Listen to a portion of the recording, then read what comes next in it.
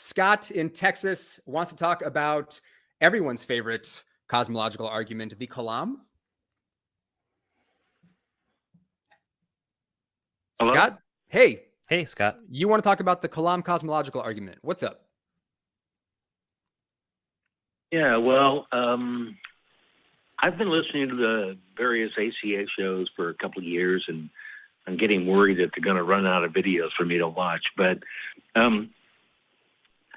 I often hear somebody come on with the cosmological argument, and I happen to be an atheist, and I don't even see any good points to it. It just says, well, there was a cause, and doesn't say that God did it, doesn't say any particular God did it. So I always thought it was kind of ridiculous. But it occurred to me a few weeks ago that the whole idea is kind of the first premise is everything is caused, right? Everything that began to exist. I don't know why begins. Yeah. Way. So for those who aren't familiar with the Kalam, we get everything that begins to exist had a cause. The universe began to exist, therefore the universe has a cause. All right. There are other formulations of the Kalam, but that's what you're going to mostly encounter out in the wild. So keep going, Scott. Well, right. And when you say everything that begins to exist, well, isn't that pretty much everything in the natural world, our universe, with everything? That's everything. Everything was caused. And what caused it? Well, things that were caused. And it just goes back and back. To me, that's just another way of describing determinism. Well, it seems like everything has a cause exists within this universe that we live in, where there is a causal relationship, but we can't really say too much about what happens outside of this. Yeah. This a bit of a causally determined universe. Fallacy of composition that happens there. Yeah. Yes. And then necessarily a bit of special pleading, because the thing becomes, okay, everything that begins to exist had a cause, but not God. God doesn't, because we need it, him or her, not to.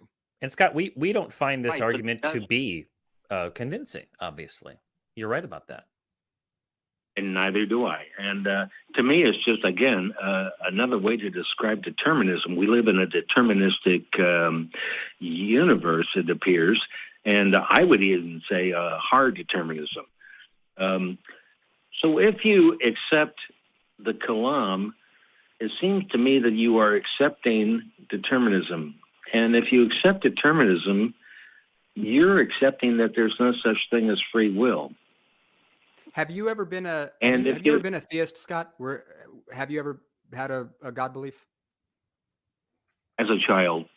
So I can tell you, I grew up in evangelical fundamentalist Christianity, and there's all kinds of ways that Christians and other theists as well will resort to sort of like intellectual judo to make all kinds of excuses for this stuff.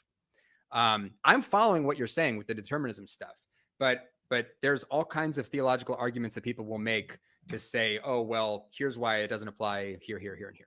You'll also have Christians who will say that they essentially are determinists, that God is all powerful and, that nothing happens outside of God's will. And then they'll have reasons to justify why that's kosher as well. So, I'm wondering where it is that you think this, because when you talk to Christians about this, because I'm talking about Christianity because in the notes it said how the Kalam cosmological argument renders Christianity and most other religions moot.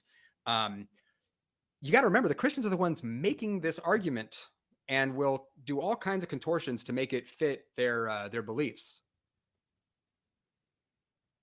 Right. I just don't.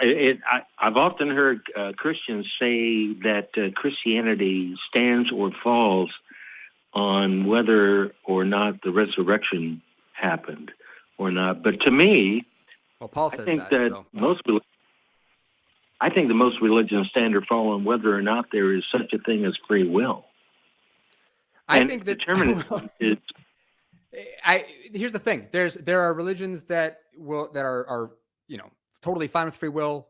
Religions that aren't. I would say that religions stand or fall on whether or not their claims are in fact true. If in fact we live in a deterministic universe and free will is, illusory, there are religions that are going to be like, yeah, totally. We've been saying that shit for years. You know? Really? Which religions do not believe in free will? I mean, how much do you know about Calvinism? Yeah, there's branches of I mean, Protestantism. yeah, in Christianity, there are whole swaths, millions of Christians who will say, of course we don't have free will. God is all powerful. Really? Check it Yep. out. Check Yeah. out Calvinism. Yeah, check it out, man. Yeah, and they still maintain their Christianity.